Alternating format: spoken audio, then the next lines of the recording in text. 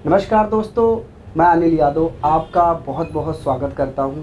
दोस्तों, अभी कुछ दिन पहले हमने एक फ़िल्म बनाई जिसका नाम था स्नेह। जो स्नेह फ़िल्म है, उसको बनाने का जिन्होंने सपना देखा था, आज वो हमारे समक्ष मौजूद हैं। आइए, मैं आपको उनके पास ले चलता हूँ। सर, आपका हमारे शो में बहुत बहुत स्वागत है। धन्यवाद अनिल जी। सर, मैं चाहता हूँ कि हम अपनी बात को आगे बढ़ाएं, उससे पहले जो हमारे दर्शक हैं उनको अपने बारे में बता दें। दोस्तों, मैं सुभाष बंसल, व्यवसाय से बिजनेसमैन, शौक से पत्रकारिता में है। उसके अलावा कुछ भी क्रिएटिव, कुछ भी रचनात्मक करने में, सोचने में, देखने में, सुनने में मज़ा आता है और दिल करता है कि कोई भी काम किया जाए उसे लीक से हटकर करने की कोशिश की जाए। सफलता या असफलता ये एक अलग बात है, लेकिन कोशिश आपकी ज़रूर ऐसी हो जो कि अपने आप में विशिष्ट लगे। सर, मैं अपनी बात आगे बढ़ाने से पहले मैं आपसे एक क्वेश्चन, वैसे तो हमारे पास बहुत क्वेश्चन थे, उनमें से हमने कुछ क्वेश्चंस निकाले क्योंकि हमारे जो व्यूवर्स हैं उनके अंदर भी काफ़ी एक्साइटमेंट है कि जो फिल्म बनी और उसका जो स्टार्टअप था और एंड था, अब आगे का क्या है। बहुत सारे सवाल हैं, उनमें से कुछ सवाल मैंने आपके लिए रखे हैं लिख के, तो मैं चाहता हूँ कि उन सभी के जवाब हमारे जो दर्शक हैं उन तक पहुँचाएँ। सबसे पहला सवाल सर मेरा है कि फिल्म बनाने की इच्छा कब से आरंभ हुई है, कब हुई? अनिल जी, अगर मैं ये कहूँ कि ये इच्छा शायद मुझ में बहुत बचपन से ही थी। वजह ये कि जिन दिनों हम प्राइमरी क्लासेस में पढ़ते थे, उस वक्त मनोरंजन के साधन के रूप में सिवाय एक रेडियो के और सिनेमा के और कुछ नहीं होता था। रामलीलाएं होती थी, बड़े शौक से उन्हें देखते थे। हर साल पूरी रामलीला शुरू से लेकर आखिर तक देखना ये हमारा धर्म होता था, करना ही करना है। और उस वक्त जो कसौली में मेरी एजुकेशन हुई, गवर्नमेंट हाई स्कूल कसौली में, वहाँ सब किस्म के बच्चे थे। कुछ ऐसे बच्चे थे जो खाते पीते घरों के थे, कुछ ऐसे बच्चे थे जो बहुत गरीब हालत में जिनकी एजुकेशन चल रही थी। मिले जुले बच्चे थे। आपस में बच्चों में किसी किस्म का कोई भेदभाव नहीं था, कोई ऊंच नीच की बात नहीं थी, कोई अमीर गरीब का सवाल नहीं था।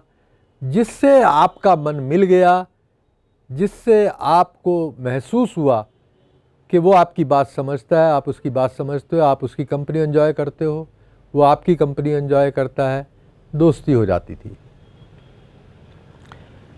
हमारे स्कूल से सेंट्रल रिसर्च इंस्टीट्यूट कसौली में करीब 3 किलोमीटर था। खड़ी चढ़ाई, वहाँ पर फिल्में आया करती थीं। ज़्यादातर उनमें मूक फिल्में होती थी, कभी कभी कोई बोलने वाली फिल्म आ जाती थी। लेकिन पर्दे पर लोगों को चलते फिरते, हंसते मुस्कुराते देखना मन में बड़ा आकर्षण पैदा करता था। और वो CRI की जब छुट्टी 4:30 बजे हो जाती थी, उसके बाद वो शो दिखाया करते थे आधा घंटे का। हम अपने स्कूल से 4 बजे हमें छुट्टी होती थी और हम भाग करके सीधा CRI पहुंचते थे कि किसी तरह हमें उस कमरे में बैठने का मौका मिल जाए जहां वो पिक्चर चलनी है। बड़ा आकर्षण मन में था। कैसे बनती हैं ये पिक्चरें? बाल मन, अकल बहुत ज़्यादा थी नहीं, नॉलेज बहुत ज़्यादा थी नहीं, घर में कोई ऐसा माहौल नहीं था, सीधा साधा घर। पिताजी डॉक्टर थे, सुबह 8 बजे अपना क्लिनिक खोलते थे और 6 बजे वो क्लिनिक बंद करके घर पर आकर के बैठ जाते थे और हम बच्चों को घेर करके नियम से पढ़ाया करते थे। एक मेरे साथ मेरा एक दोस्त था, वो धोबियों का लड़का था। उसके दिमाग में आया कि क्यों सुभाष हम कोशिश करके देखें। मैंने कहा भी कैसे देखोगे? तो मुझे इतना याद पड़ता है कि हम 2 लेंस लाए और उन लेंस को मोमबत्ती के धुएं से काला किया और काला करने के बाद उसने, उस वक्त मेरे याद नहीं है कि क्या कुछ ऐसा किया कि हमें एक आकृति थोड़ी सी चलती सी दिखाई दी और हम खुश हो गए कि हमने फिल्म बना ली। अनिल, ये वो सपना था जो कि फिर बाद में आकर के छूट गया। पढ़ाई में हम इतने ज़्यादा मुब्तला हो गए और कुछ माँ बाप का डर रहता था कि अगर उन्हें ये पता लगेगा कि हम इस तरह के कामों में मशगूल रहते हैं तो उनकी नाराज़गी उठानी पड़ेगी। वो ध्यान वहाँ से हटा लिया और इतना ही ध्यान रहा कि जो सिनेमा हॉल में, डिफेंस सिनेमा होता था कसौली में, और उसमें शो, मैटिनी शो हुआ करता था 3 बजे से लेकर के 6 बजे तक का। तो हम वो शो शुक्रवार को फर्स्ट शो वो हुआ करता था। कोई भी फिल्म आती थी तो हमारा ये बिल्कुल प्रयास रहता था कि चाहे स्कूल से छुट्टी लें, कोई बहाना मारें, कोई झूठ बोलें या क्लास को बंक करें, और हम सीधा भाग करके पहुंचते थे सिनेमा में। घर से हमें 1 आना रोज़ जेब खर्च मिलता था। 5 दिन का जेब खर्च 5 आने बनता था और सिनेमा का टिकट भी 5 ही आने था। तो हम अपना वो जेब खर्च जमा करके टिकट खरीदा और शो में बैठे और 6 बजे तक घर पहुंच गए। पिताजी के आने से पहले पहुंच गए तो कोई पूछताछ नहीं, और पिताजी के आने के बाद पहुंचे तो हर तरह की पूछताछ। इतनी देर कहाँ रहे, क्या करते रहे, तरह तरह के बहाने बनाओ, और अगर पकड़े जाओ तो फिर 2-4 थप्पड़ लगना तो मामूली बात होती थी। तो सर, जैसे मतलब ये आपको जो शौक़ रहा वो बचपन से ही रहा, और वो फिर आपने सच भी करके दिखाया। सर, मैं क्या, मतलब हमारे जो दर्शक हैं वो भी ये जानना चाहते हैं कि जो फिल्म आपने स्नेह बनाई, स्नेह ही क्यों बनाई? इसके अलावा कोई और भी फिल्म बना सकते थे। देखो अनिल, जब मैंने पिक्चरें तो हम देखते रहे, काफ़ी देखते रहे, और उसके बाद करीब पिछले 15 साल से पिक्चर्स देखना भी बहुत कम हो गया, क्योंकि इतना टाइम ही नहीं मिलता था कि हम 3 घंटे के लिए सिनेमा हॉल के बंद अंधेरे कमरे में जाकर के बैठ जाएं। इतना टाइम नहीं मिलता था, तो इसलिए वो पिक्चरें देखना भी कम हो गया। लेकिन पढ़ने का पिक्चरों के बारे में पूरा शौक़ था। कोई रिसाला, कोई अखबार, कोई किताब पिक्चरों से रिलेटेड मिल जाए तो उसे ज़रूर पढ़ना है, हर कीमत पर पढ़ना है। तो इस वजह से पिक्चरें ना देखने के बावजूद भी पिक्चरों से नाता बना रहा। कुछ गाने, म्यूज़िक सिनेमा का, कुछ कहानियाँ पढ़ने की ललक, कुछ समीक्षाएं जो पिक्चरों की आया करती थी उन्हें पढ़ने का शौक़ था। तो आहिस्ता आहिस्ता जो स्नेह पिक्चर का जहाँ तक सवाल है, स्नेह मेरी पत्नी का नाम था और बच्चे बड़े हो गए, लड़की की शादी हो गई। जब तक बिल्कुल ज़िंदगी स्वास्थ्य की दृष्टि से, सेहत की दृष्टि से इतनी बढ़िया चली कि कभी शायद दवाई खाने की ज़रूरत नहीं पड़ी। 94 में लड़की की शादी हुई और उसके बाद 97 में मेरी वाइफ को कैंसर डायग्नोज हुआ। बहुत बहादुर स्त्री थी, हिम्मत वाली थी, धैर्य वाली थी और सबसे बड़ी बात उसमें ये थी कि चाहे कितना भी दुख उसे बर्दाश्त करना पड़े वो करती थी, उफ नहीं करती थी और अपना दिन का काम नहीं छोड़ती थी। लड़ाई चलती रही कैंसर से और 2012 में 15 साल बहादुरी के साथ लड़ करके जो अंतिम परिणति आम तौर पर होती है कि वो उसकी मृत्यु हो गई।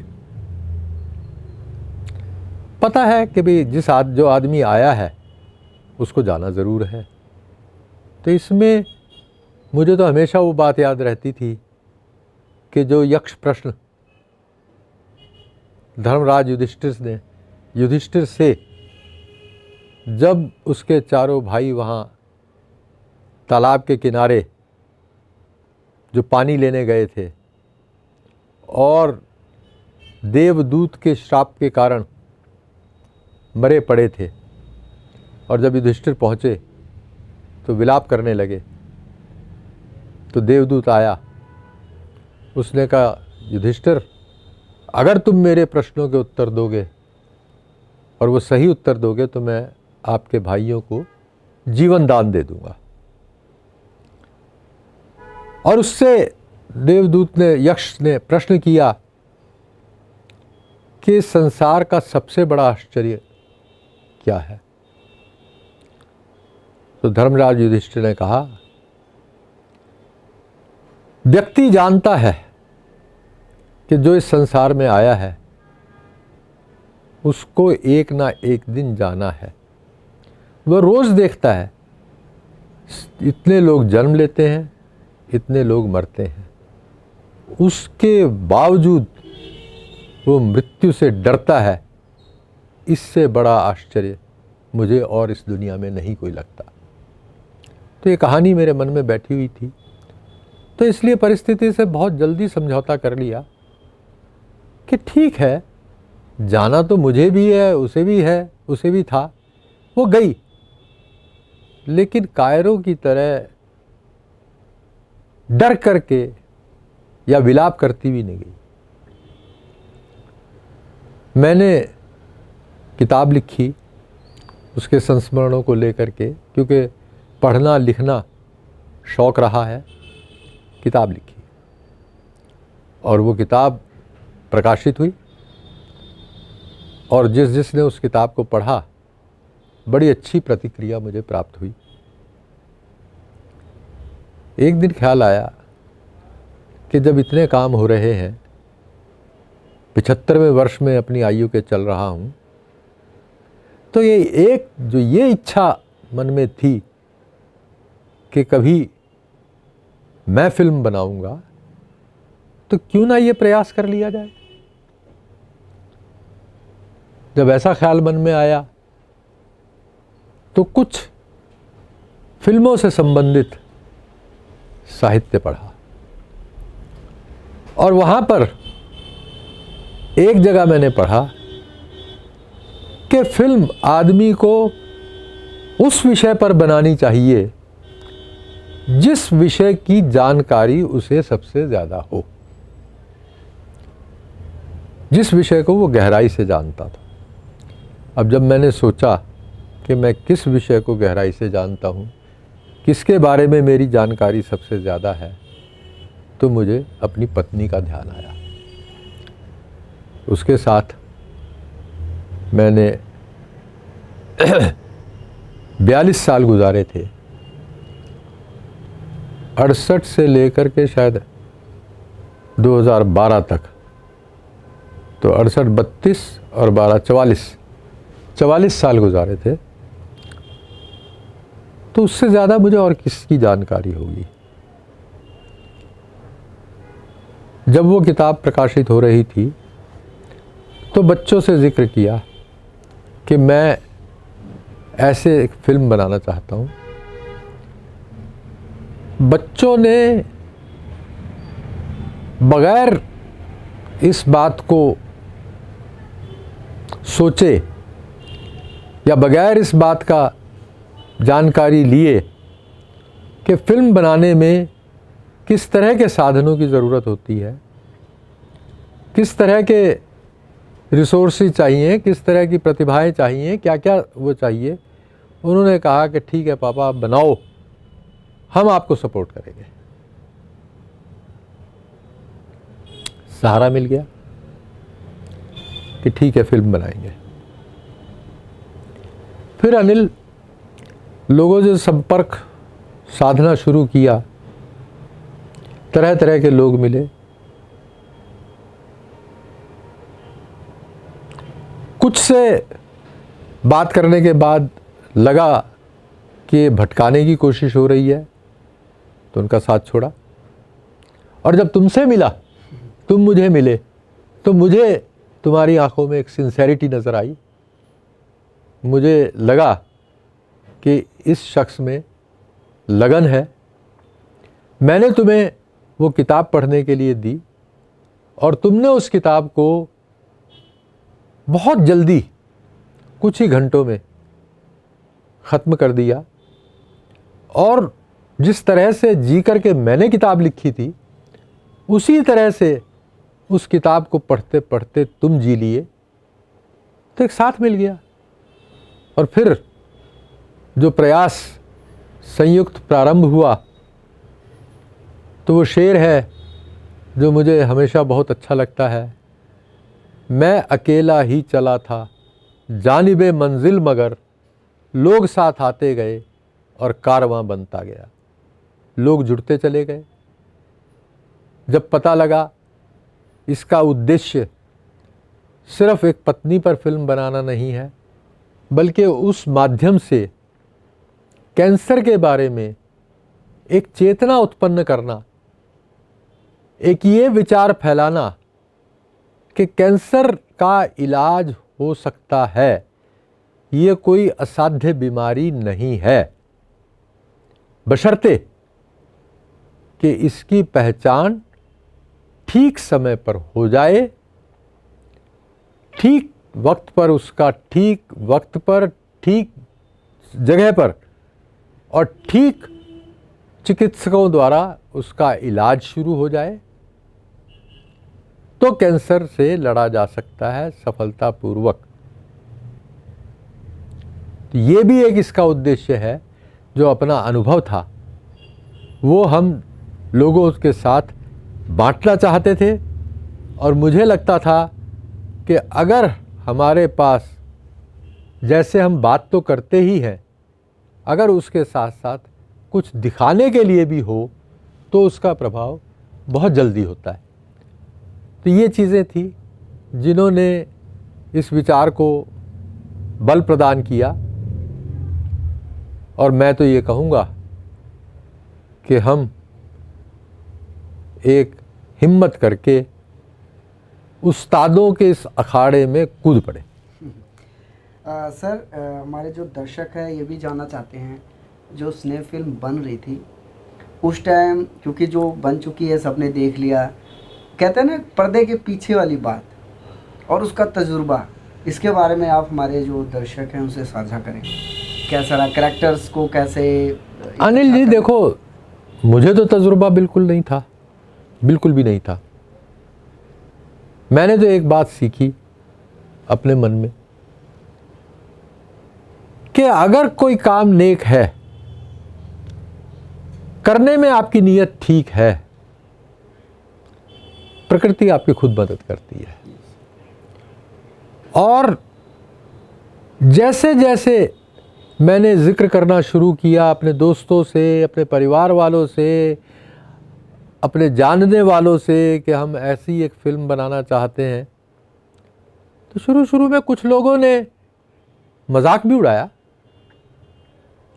यकीन नहीं था कि फ़िल्म बनाना एक बहुत ही एक अलग तरह का काम है, जिसमें कई तरह की कलाओं में आपकी निपुणता की आवश्यकता पड़ती है, और उन्हें नहीं लगता था कि मेरे में वो सब चीज़ें हैं। और मैं खुद भी मानता हूँ कि मेरे में ऐसी कोई ख़ास बात नहीं है, लेकिन इस फिल्म बनाने के लिए मैं निश्चय मेरा दृढ़ था कि ये बनानी है।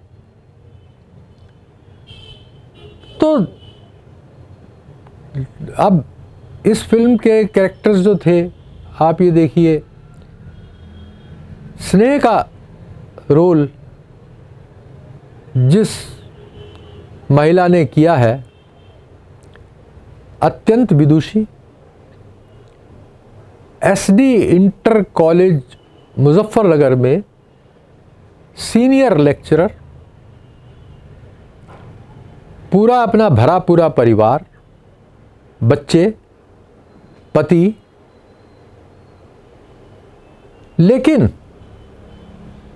उसने कैंसर के कारण अपने सास, ससुर और पिता, जिन तीनों से उसका बहुत लगाव था, वो तीनों को कैंसर के कारण खोया।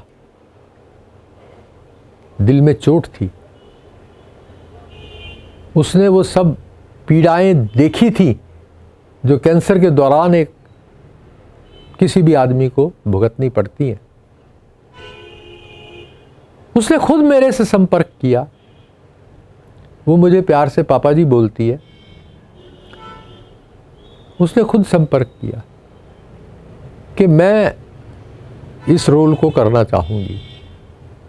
वो बहुत अच्छा नाचती हैं, गाती हैं, लिखती हैं, नाटकों में भी भाग लेती रही हैं कॉलेज में, लेकिन फिल्म का उनका कोई पहला परिचय नहीं था, कोई अनुभव नहीं था उन्हें फिल्म का। उनमें भी वो संकल्प था कि मुझे ये रोल मिलना ही है। और मज़े की बात आप ये देखिए कि हमारे सामने दो एक्ट्रेसेस, अगर मैं उन्हें एक्ट्रेस कहूँ, और अब तो कहना पड़ेगा क्योंकि उन्होंने बड़ा सफल अभिनय इस पिक्चर में किया है, तो जब दो एक्ट्रेसेस का उनका चल रही थी बातचीत, तो हमें भी कभी एक लगता था कि ज़्यादा सूटेबल रहेगी, कभी दूसरी लगती थी ज़्यादा सूटेबल रहेगी। तो हमारा निर्णय पहले उन पर नहीं गया, रश्मि जी पर, दूसरी के पक्ष में गया। और मैंने उन्हें फ़ोन किया, मैंने कहा बेटा आपको हम स्नेह का रोल नहीं, एक छोटा रोल था वो देंगे। तो मन में शायद उनके इस बात को सुन कर के थोड़ा सा निराशा का भाव आया। कोई नहीं पापा जी, मैं वो भी कर लूँगी। बड़ा मेरे अंदर इस बात को लेकर के मैंने कहा देखो ये कितना निकटता से, कितनी अंतरंगता से इस थीम के साथ, इस विषय के साथ जुड़ी हुई है। और बाद में जब अच्छी तरह से सोचा तो मैंने उसे फ़ोन कहा, रश्मि स्नेह का रोल आप कर रही हैं। तो उनका उत्तर था, पापा जी मुझे पता था कि ये रोल मुझे ही मिलेगा। आपने जब मुझे दूसरा रोल देने के लिए कहा तो मैंने आपको इनकार नहीं किया। मैं ये तो नहीं कह सकती कि किस आधार पर मेरे मन में विश्वास था, लेकिन मुझे विश्वास था कि रोल मुझे मिलेगा। उसके बाद अश्विनी का रोल आप देखिए, मनीष जी ने किया। मनीष मेरी बेटी के क्लासमेट रहे, उन्होंने भी अपने पिता को कैंसर से खोया। उनका फरीदाबाद में बहुत अच्छा व्यापार है, बहुत बिज़ी रहते हैं। अपने स्टूडेंट लाइफ में नाटकों में हिस्सा लेते रहे, गाते बहुत अच्छा है। लेकिन जब उन्हें पता लगा, उन्होंने कहा कुछ भी हो, मेरा कितना भी नुकसान हो, लेकिन मैं इस प्रोजेक्ट के साथ ज़रूर जुड़ूंगा। और वो जुड़े। उन्होंने अपने बहुत बिज़ी डेज़ में से समय निकाला। वो फरीदाबाद से अम्बाला आए और उन्होंने शूटिंग में भाग लिया। और सबसे बड़ी बात ये कि एकलव्य की तरह उन्होंने पूरी प्रैक्टिस की और अपने आप को अश्विनी के रोल के साथ पूरा तादात्म्यकरण कर लिया। और जो उन्होंने जितना बढ़िया रोल किया वो आप सबके सामने है। मुझे उसके बारे में ज़्यादा कहने की ज़रूरत नहीं है। तो इस तरह के अनुभव हुए, बहुत अच्छे अनुभव हुए। एक बड़ा ही फ़नी अनुभव मैं आपको बतलाता हूँ। हमने फिल्म में कॉमेडी डालने के ख्याल से 2 सीन लिए, रामफल और रज्जो का। आपने देखा होगा कि जब वो रामफल हॉस्पिटल के वार्ड में पड़ा है, उसका दोस्त आता है, उससे वो हंस हंस करके बातें करता है और जैसे ही वो चला जाता है हाय हाय करके आसमान सिर पर उठा लेता है। अब इसमें हमें रज्जो के लिए कोई पात्र मिल नहीं रहा था, रामफल के लिए पात्र था, रज्जो के लिए कोई पात्र नहीं मिल रहा था। बहुत छानबीन करी, बहुत लोगों से पूछा, कोई तैयार नहीं हुआ। मैंने कहा अनिल, मुझे लगता है कि हमें ये सीन छोड़ने पड़ेंगे।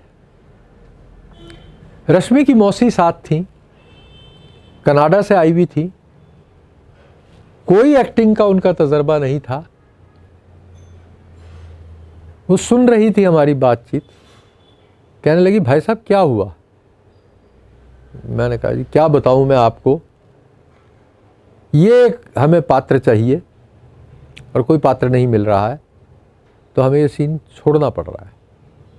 कहते जी मैं करूंगी ये रोल, आप चिंता क्यों करते हो, आपने सीन नहीं हटाना, मैं करूंगी ये रोल। और बगैर कोई तजर्बा हुए उन्होंने रज्जो का रोल जिस जिंदा दिली से निभाया, वो पिक्चर में देखते बनता है। इस तरह के तजर्बे थे जो हुए। एक परिवार बन गया और वो परिवार में आपस में ऐसे संबंध हो गए।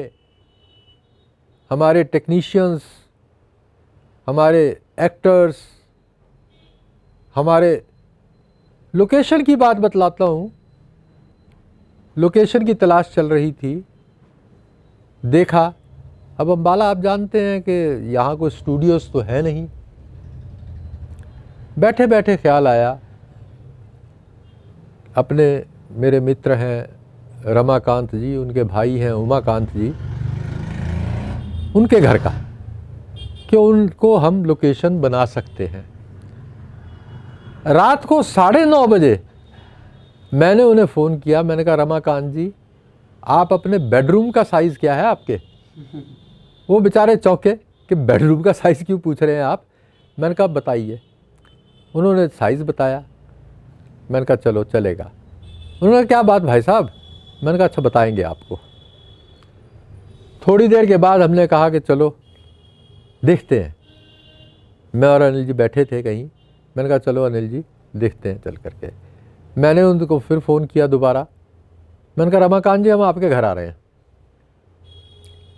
और उस टाइम 10 बजे होंगे मेरा ख्याल, 10 बजे का टाइम होगा, ऑड टाइम था। हम दोनों उनके घर गए, जा कर के देखा। उन्होंने बड़ी अच्छी हमारी खातिर तवज्जो की। फिर पूछे कि भाई बताइए, आप अपना काम बताइए, आपने बेडरूम का साइज़ पूछा था। मैंने कहा रमाकांत जी हमें कुछ सीन्स आपके घर में शूट करने हैं, आपके बेडरूम में शूट करने हैं, आपकी लॉबी में शूट करने हैं। तो कहते हैं घर आपका है, इसमें सोचने की क्या बात है। आप जहां मर्जी, जिस तरह मर्जी आप इस्तेमाल करें, कोई संकोच ना करें और हमें बताएं कि हम क्या काम हमारे लिए है। हौसला बढ़ गया। तो इस तरह से काम चलता रहा, यात्रा चलती रही और परिणाम स्वरूप जो फिल्म बन के सामने आई, खुशी इस बात की है कि दर्शकों ने इसको खूब पसंद किया वो कर भी रहे। और अब भी कर रहे हैं। अब ये हालत है कि कॉलेजेस, अभी पिछले दिनों हमारे शहर के अम्बाला छावनी के आर्य गर्ल्स कॉलेज में उन्होंने इसका प्रीमियर शो अपने स्टूडेंट्स के लिए कराया, उस पर चर्चा हुई और लोगों ने बहुत पसंद की। अब अगला प्रोग्राम एक और कॉलेज के प्राचार्य से बात है, तो एसडी कॉलेज यहाँ बड़ा मशहूर कॉलेज है, इसी तरह जीएमएन कॉलेज है। तो इसी तरह ये चलता रहेगा और हौसला हमारा अपबीट है। दद्दू, एक चीज़ और मैं बताना चाहूँगा हमारे दर्शक को कि जो हमारा शूटिंग जो शेड्यूल था वो हफ्ते का था और इसको हमने 3 दिन में कंप्लीट करा। कुछ प्रॉब्लम थी जिसकी वजह से हमें 3 दिन में उसको कंप्लीट करना पड़ा। हमारे जो टेक्नीशियन थे, कैमरा पर्सन थे और भी हमारे जो टीम मेंबर थे 1-1 बजे खाना खा रहे थे। बड़ा ये भी एक रोमांचकारी अनुभव था कि सुबह 9 बजे हम काम शुरू करते थे और सुबह 9 बजे से रात के 1 बजे तक लगातार सिर्फ खाने का वक्त छोड़ कर के, खाने, नहाने या जो ये ज़रूरी आदमी की क्रियाएं होती हैं शरीर संबंधी, उनको छोड़ कर के लगातार काम कर रहे थे। किसी ने एक दफ़ा ये नहीं कहा कि मैं थक गया या मुझे अब आराम की ज़रूरत है या कोई चीज़ ऐसी नहीं है, मुझे ये नहीं मिला, मुझे वो नहीं मिला। और सब के सब 1 बजे भी सबके चेहरे इतने फ्रेश कि आप में पूरी एनर्जी आ जाए। जब आपके साथ काम करने वाले इतने फ्रेश हों, इतने एनर्जेटिक हों, तो आप में तो सुस्ती आ ही नहीं सकती। सवाल ही पैदा नहीं होता कि आप में सुस्ती आ जाए। तो ये भी एक बहुत और आज तक उन सब लोगों के साथ इतने अच्छे संबंध हैं, इतने अच्छे संबंध हैं कि किसी को आप कोई भी बात कहो तो वो हाजिर होता है, वो हमेशा हाजिर है। अब उनसे बात हुई कि हम एक अगला प्रोजेक्ट शुरू करेंगे। उन्होंने कहा आप शुरू करो, बताओ हमें क्या करना है, तैयार हैं। अभी ये भी सवाल आने वाला है आपके पास वैसे तो मैं इनको दद्दू ही कहता हूँ। अब मैं ढूंढता हूँ, जब आपका कॉन्टैक्ट नंबर में जाके ढूंढता हूँ दद्दू लिखता हूँ, मैं कहा हो नाम से लिखा हुआ है, फिर नाम जाके सर्च करता हूँ। तुम दद्दू ही सेव कर लो ना मेरा नाम, अगर तुम्हें अच्छा लगता है। बहुत है, क्योंकि मेरे उसमें है कि ऐसा सोचो कि मेरे दिल से जो निकल जाता है एग्जैक्टली। अगर आप मेरे सर्कल में किसी को भी कह दो दद्दू तो एग्जैक्टली, और चाहे मेरे असली दद्दू भी अगर होते तो आपको ही समझते कि ये दद्दू है। तो ऐसी चीज़ है। हमारे जो दर्शक हैं दद्दू ये जानना चाहते हैं कि मतलब स्नेह फिल्म के बाद आप आगे कुछ करना चाहेंगे या बस? ज़रूर करना चाहेंगे। देखिए अब जो है मैं तो ये समझता हूँ कि मुझे परिवार ने घर की जिम्मेदारियों से, बिज़नेस की जिम्मेदारियों से फ्री कर दिया है। कोई जिम्मेवारी मेरे पर नहीं है। मैं अपनी मर्ज़ी से खाता हूँ, अपनी मर्ज़ी से जीता हूँ, अपनी मर्ज़ी से सोता हूँ। वो कहते हैं कि आप जो आपका दिल करता है वो करो। तो मुझे ये लगता है कि जो भी समय अब आगे का है, चाहे वो 1 दिन है, 1 महीना है या 1 साल है, जो भी आगे का समय बचा है, और जब तक शरीर में कुछ करने की, दिमाग में कुछ सोचने की ताकत है तो वो करता रहूं। ये मेरा, क्योंकि जब आप रचनात्मक तरीके से सोचते हैं तो आपको अपने अंदर एक अलग किस्म की शक्ति महसूस होती है। मैंने तो अब 3 शब्द अंग्रेजी के, पॉजिटिविटी थ्रू क्रिएटिविटी, पॉजिटिविटी सकारात्मकता, थ्रू माध्यम द्वारा, क्रिएटिविटी रचनात्मकता। तो रचनात्मकता के द्वारा आप सकारात्मकता का प्रसार करें, दुनिया भी खुश, आप भी खुश। और इससे अच्छा काम क्या होगा? और जब आप जैसे लोग मेरे साथ हैं तो मुझे फिर इस बारे में सोचने की क्या ज़रूरत है? परमात्मा को जो कराना होगा करा लेगा। मैं तो कबीर के उस दोहे को भी हमेशा गुनता हूँ, मैं हूँ कूता राम का, मुतिया मेरा नाम, गले राम की जेवड़ी, जित खींचे तित जाऊं। तो इसलिए ये मेरी फिलॉसफी रही है। और मुझे यंग लोगों के साथ, युवाओं के साथ रह करके, बातचीत करके, काम करके मज़ा आता है। क्यों? जब आप उनके साथ होते हो तो आप अपनी छोटी मोटी या बड़ी से बड़ी जो असुविधाएं हैं उनको भूले रहते हो। और ये भी लगता है कि जो हमारी आने वाली पीढ़ी है हर मामले में हमसे ज़्यादा लायक है, ज़्यादा अच्छी तरह सोच सकती है, ज़्यादा उनका ज्ञान है। हमारा जो एक्सपीरियंस है वो तो वक्त के साथ पुराना पड़ता जा रहा है। अगर हम उसी के साथ चिपटे रहे तो सिवाय इसके कि हम घिस घिस के ख़त्म हो जाएंगे और कुछ नहीं होगा।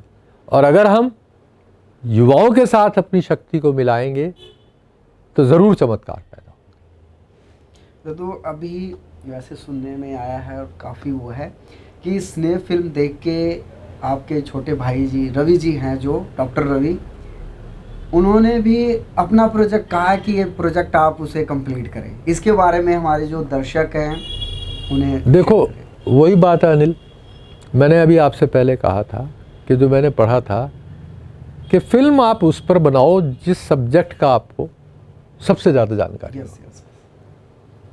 मेरा छोटा भाई रवि,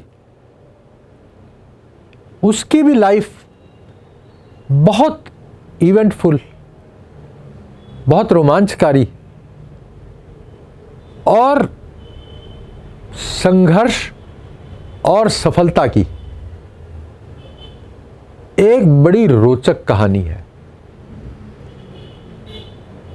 वो भी कसौली में खेल कूद करके बड़ा हुआ और अपने संकल्प के, अपने परिश्रम के बल पर वो आज अमेरिका बफलो में रह रहा है, परिवार उसका अपना वहाँ है। और उसने इंजीनियरिंग की इलाहाबाद से, उसके बाद एरिज़ोना स्टेट यूनिवर्सिटी से उसने एमएस किया और जॉर्जिया टेक से, जो विश्व प्रसिद्ध इंजीनियरिंग का स्कूल माना जाता है, वहाँ से उसने पीएचडी किया। उसके बाद नौकरियाँ शुरू की, जगह जगह उसको नौकरियाँ बदलनी पड़ी। आत्मसम्मान से उसने कभी समझौता नहीं किया। उसमें लीडरशिप की क्वालिटीज़ हैं, टीम बना करके उसके साथ चलना, टीम के लोगों में अपनी नई जान फूंकना कि वो काम करने के लिए तैयार हों, और एडवेंचर, जीवट के काम अपने हाथ में लेना। जैसे कि उसका एक बचपन का सपना था कि हवाई जहाज़ उड़ाऊंगा। जब उसका बिजनेस इस लायक हुआ, उसने अपना एक 4 सीटर सिंगल इंजन प्लेन खरीदा। पहले तो उसे रिक्रिएशन के लिए वो उसमें जैसे कार लेकर के निकल गए, इस तरह से निकलता था। बाद में सन 2013 में उसने फैसला किया कि मेरा परिवार अब पूरी तरह से जम गया है, हर व्यक्ति अपनी सफल है, किसी को कोई दिक्कत नहीं है। तो उसका एक सपना उसने देखा था कभी कि मैं अपना जहाज़ लेकर के अकेले दुनिया का चक्कर लगाऊंगा। और वो परिधि का चक्कर जो है 32,000 किलोमीटर का बनता है। और उसने इसके साथ अपने इस स्वप्न को जोड़ा कि मैं कैंसर की अवेयरनेस भी पैदा करूंगा। क्योंकि जब मेरी पत्नी ब्याह करके हमारे परिवार में आई, उस समय हम उम्र देवर के रूप में रवि का ही साथ था। तो उन दोनों के बीच में इस तरह का देवर भाभी का जो रिश्ता होता है वो था, और बहुत ही निसंकोच होकर के बातचीत करनी, एक दूसरे की ज़रूरतों को समझना। तो उसे पत्नी के जाने का, मेरी पत्नी के जाने का बहुत दुख था। तो उसने अपने मिशन के साथ ये जोड़ा कि इस फ्लाइट पर, राउंड दी वर्ल्ड फ्लाइट पर, जो टोटल खर्च लगभग 1 करोड़ रुपए का होगा वो मैं अपने पल्ले से खर्च करूंगा। और कैंसर अवेयरनेस के मैसेज को जगह जगह, जहाँ जहाँ भी मैं जाऊंगा अपना जहाज़ लेकर के, जिस जिस नगर में ठहरूंगा वहाँ जा कर के जब बताऊंगा, तो जो यहाँ rotary Ambala cancer and general hospital है, इसमें हमने MRI मशीन लेनी थी, कि मैं उनसे वो मशीन खरीदने के लिए मदद मांगूंगा और पैसा इकट्ठा करूंगा। तो उसने लगभग 1.5 करोड़ रुपया इकट्ठा किया और वो सारा का सारा हॉस्पिटल के लिए दिया ताकि MRI मशीन आ सके। MRI मशीन आई और MRI मशीन वो लगी हुई है और काम कर रही है। तो उसको मैंने बहुत, वो मेरे बहुत करीब है, मेरा भाई। तो वही बात है कि जौन से सब्जेक्ट को आप सबसे ज़्यादा जानते हो, तो पत्नी के बाद मैं उसको जानता हूँ सबसे ज़्यादा। तो इसलिए उसने जब देखी ये स्नेह पिक्चर देखी, तो उसने कहा ये आपने अच्छा काम किया है, अच्छी पिक्चर बनाई है। मैंने कहा भाई अब मेरी एक और ख्वाब है। मैंने कहा तुम्हारी कहानी भी वो कम रोचक नहीं है, वो भी दुनिया तक पहुंचनी चाहिए, और मैं अब तुम पर एक बायोपिक बनाना चाहता हूँ। उसको पता नहीं मेरे या तो संकल्प ज़्यादा दिखा या क्या दिखा, उसने कहा ठीक है आप बनाओ, जो सहयोग आप मेरे से मांगोगे वो मैं आपको दूंगा। तो अब हमने उस पर प्लान करना शुरू कर दिया है और उम्मीद है कि हम जल्द ही वो बायोपिक लेकर के आपके सामने आएंगे। हमें उसके लिए कैरेक्टर्स की ज़रूरत है, एक्टर्स चाहिए जो कि उनका पार्ट प्ले कर सके। तो अगर आप ऐसा समझते हो, उन्होंने भी अपनी एक आत्मकथा लिखी है, क्लियर्ड डायरेक्ट डेस्टिनेशन। ये किताब मिल जाएगी, छापी हमने थी, हमसे भी मिल सकती है। और इस किताब की बिक्री से होने वाली आय सारी उन्होंने rotary Ambala cancer and general hospital को डोनेट करने का संकल्प लिया हुआ है। खर्च उन्होंने किताब पे छापने का खुद किया है। तो देखिए, अगर कोई आप में से ऐसा है जो ये समझता है कि मैं इस काम में सहयोग दे सकता हूँ, तो हम तो उसका स्वागत करेंगे और एहसानमंद भी होंगे, एहसानमंद भी होंगे और स्वागत भी करेंगे। आपका स्वागत है, आइए जुड़िए हमारे साथ, आपको खुला निमंत्रण है। आप मुझसे संपर्क कीजिए, अनिल यादव से संपर्क कीजिए। दद्दू, आपके ख्वाब में मेरा भी ख्वाब था एक। हाँ बोलिए बोलिए बोलिए बोलिए। जो मेरे दोस्त हैं गुरसेवक जी भी थे, उनसे भी, क्योंकि मैं उनसे चर्चा करता रहता हूँ, क्योंकि काफ़ी अच्छा है, उन्होंने भी काफ़ी सपोर्ट करा। वैसे तो हमारी टीम करती रहती है, लेकिन कहते हैं जो करीब होता है, तो उन्होंने, जिनकी वजह से मैं आज यहाँ भी हूँ, उनका बहुत अच्छा सहयोग रहा है गुरसेवक जी। उनके घर जाना जाना तो एकदम फैमिली बात।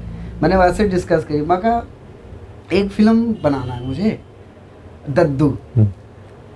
तो मेरे दिमाग में मैं क्या होता है, पहले टाइटल आ जाता है, कहानी बाद में वो होती है। मैंने कहा दद्दू एक फ़िल्म बनानी है, अब कैसे करना है। तो मैंने कह रहा चलो बात करते हैं। तो मैंने आपसे बात भी करी दद्दू के बारे में, लिखते गए, इन्होंने स्टोरी भी लिख दी। पहले हम सोच रहे थे वेब सीरीज़ करने के काफ़ी सारे, फिर हमने सोचा कि एक शॉर्ट फिल्म, क्योंकि दूसरा प्रोजेक्ट आ गया, इस पर हमें पूरा लगन लगा के उस पर करना है जो दद्दू है। तो हम सोच रहे हैं थोड़ा सा उसका एक शॉर्ट फिल्म बना के हम पब्लिक को उनके सामने हम प्रस्तुत कर दें। लेकिन ये था, उसके अंदर क्या था, पहले से हमने डिसाइड कर लिया था ये कैरेक्टर वर्क करेंगे। जो दद्दू का कैरेक्टर है वो इनसे करवाएंगे, जो आज तक इन्होंने भी नहीं करा है। ये आप खुद ही बताएं कि आप, जब मैंने आपसे बात करी है कि आपको एक्टिंग करना है, तो आपको कैसा लगा था? बड़ा अच्छा लगा, बहुत अच्छा लगा।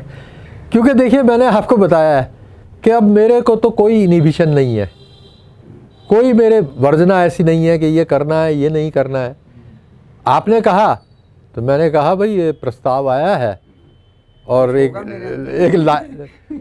मेरे अंदर तो कुछ होना हो, लेकिन जिसने प्रस्ताव रखा उसके अंदर तो सब कुछ है। वो अगर करवा सकता तो करवाए, हमने तो खुला छोड़ दिया, हम अपने आप को रोकेंगे नहीं। अब आप करवाओ, अगर आप एक्टिंग करवा सकते हो तो ज़रूर करेंगे। और उसमें मैं जो दूसरा रोल है वो मैं कर रहा हूँ, बाकी एक दो कैरेक्टर और है बीच में, वो हम जल्द डिसाइड कर लेंगे। अभी बस हमारे माइंड में बस वो पनप रहा है, बस ज्वाला फटने वाला है। तो हम उसको जल्दी, अगर हो सकता है तो न्यू ईयर के बाद, नए साल के बाद थोड़ा देखो, फिर हम एक है ना, मैं आपको एक और बात बताता हूँ। मेरा दृढ़ विश्वास है कि फिल्म, साहित्य, संगीत, इसमें इतना कुछ समाया है, इतना कुछ समाया, सारा दर्शन, सारा धर्म, सारा इतिहास, सारी कलाएं। सबसे मुश्किल आर्ट है फिल्म बनाना, क्योंकि इसमें सब चीज़ें मिलकर के कोई चीज़ बनती है। तो आपको प्रेरणा भी यहाँ से मिलेगी, आपको काम करने की अकल भी यहाँ से मिलेगी। अब एक गाना है जो मुझे बहुत प्रिय है, पिक्चर सिलसिला आपने देखी होगी। देखा एक ख्वाब तो ये सिलसिले हुए, दूर तक है राह में गुल खिले हुए। तो ये भाई, जब अगर ख्वाब नहीं देखोगे तो कैसे सिलसिले होंगे? ख्वाब तो देखो, ख्वाब देखोगे तो उनको पूरा करने की आप में इच्छा भी पैदा होगी। और अगर ख्वाब ही नहीं देखने तो फिर तो कुछ काम नहीं चलता। चाहे आप ख्वाब देखो, मेरे ख्वाब आप पूरे करो, आपके ख्वाब मैं पूरा करूं, तो अगर ये जोड़ी बन गई तो और क्या चाहिए। और इसकी हम शूटिंग जल्द करेंगे, क्योंकि शॉर्ट फिल्म हम 8-10 मिनट की बनाएंगे। उसमें काफ़ी अच्छा मैसेज है, आप सबको बहुत पसंद आएगा। उनके जो राइटिंग कर रहे हैं, जो डायलॉग्स हैं, सब दद्दू के हैं। इनको सौंप दिया था, क्योंकि मैं कहा कि इनका यूनिक रहा है, मुझे भी बहुत अच्छा लगा। क्योंकि मैंने भी फिल्में बचपन से मैं देखता आ रहा हूँ, तो मेरे दिमाग में फ़िक्शन बहुत ज़्यादा रहता है, क्योंकि जो चीज़ हम देखते हैं थोड़ा सा फिक्शन डालना पड़ता है। लेकिन जो इनका, वही कहते हैं ना, तजुर्बा और उम्र का बहुत क्या मतलब, बहुत ही ज़रूरी होना है। तजुर्बा और उम्र होना ज़रूरी है। इनकी उम्र और तजुर्बे से तो मुझे लगता है कि मैं भी बहुत चीज़ सीख रहा हूँ, क्योंकि कई चीज़ होता है कि आप अगर वहीं अपने इमेजिनेशन पे लगे रहोगे तो आपका एक छोटा सा एरिया बन जाएगा, आप आगे कुछ नहीं कर सकते। दद्दू ने कहा कि सबके पीछे पीछे चलना ज़रूरी भी है, लेकिन उनसे अगर जैसे ही हट के कुछ यूनिक करोगे, लोग आपको उस नाम से जानेंगे, वैसे पहचान मिलेगी। तो लोग जो बना रहे हैं उनको बना दे, तो लोग जो दिखाओगे वही तो लोग देखेंगे। तुम जो दिखाओगे, लोग कहते हैं कैटेगरी होती है ना, एज ग्रुप होता है, जिनको ये पसंद होगी वो देखेंगे। देखो, हर चीज़ के चाहने वाले मौजूद हैं। आप कितनी भी घटिया से घटिया चीज़ बना दो, उसके भी चाहने वाले कोई ना कोई हो जाएंगे। अब लोग अश्लील फिल्में बनाते हैं, उसकी भी मार्केट है। और जो मैसेज देने वाली, लाइट एंटरटेनमेंट वाली फिल्में बनाते हैं, जैसे ऋषिकेश मुखर्जी ने या बासु भट्टाचार्य ने पिक्चरें बनाई, या अमोल पालेकर ने बनाई, बिमल दा ने बनाई, बिमल रॉय ने बनाई, उसके भी चाहने वाले मौजूद हैं। जो कला की फिल्में बनाई, जैसे वी शांताराम ने बनाई और उनके भाई उदय शंकर ने बनाई, उनके भाई नहीं थे, वी शांताराम अलग थे, उदय शंकर जी रविशंकर, ये दो भाई थे, तो उसके भी चाहने वाले मौजूद हैं। राज कपूर की मौज मस्ती और हंसी, उसके भी चाहने वाले मौजूद हैं। और दिलीप कुमार की दर्द को दिखाने, उसके भी चाहने वाले मौजूद हैं। इसी तरह संजीव कुमार है, हर एक के चाहने वाले मौजूद हैं। सब चीज़ बिकती है, लेकिन ये ज़िंदगी उसी की है जो किसी का हो गया, प्यार ही में खो गया। दद्दू, बहुत ही अच्छा लगा आपसे बात करके। हमारी चर्चा काफ़ी बड़ी भी रही है और बहुत ही लाभदायक भी रही है, क्योंकि हमारे आने वाले प्रोजेक्ट, जैसे अभी दद्दू ने कहा है कि रुकना हमारा काम नहीं, जब तक ज़िंदगी हमारे साथ, ज़िंदगी चाह रही है, जब तक हम इस चीज़ को बनाते रहेंगे और दद्दू के कदमों पे हम भी आगे चलते रहेंगे। मेरी भी जब तक उम्र है मैं करता रहूँगा। तो हम फिर हाजिर होंगे, अगला प्रोजेक्ट जैसे हमारा बनता है हम उस पर भी चर्चा करेंगे। तब तक के लिए आप सभी का धन्यवाद, धन्यवाद, धन्यवाद, धन्यवाद।